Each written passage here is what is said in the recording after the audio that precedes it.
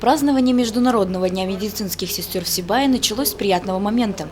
За добросовестный труд, профессиональное мастерство и активное участие в общественной жизни работникам здравоохранения были вручены награды. За участие в республиканском конкурсе «Лучший по специальности сестринское дело» почетными грамотами Центральной городской больницы отмечены медсестры Олеся Вавилова, Альбина Вагапова и Гульсира Ахметова. Было оформлено портфолио в соответствии с перечнем документов, В честь Дня медсестры среди подразделений городской больницы был проведен конкурс «Медицина на страже здоровья окружающей среды», приуроченный к году экологии. Всего побороться за звание лучших в финал вышли 4 команды.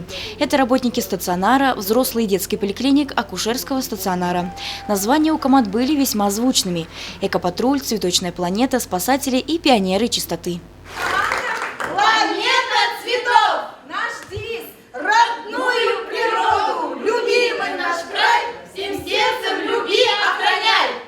За несколько часов, в течение которых шел конкурс, веселые и задорные медицинские сестры доказали, что обладатели этой профессии действительно должны иметь поистине доброе сердце и открытую душу.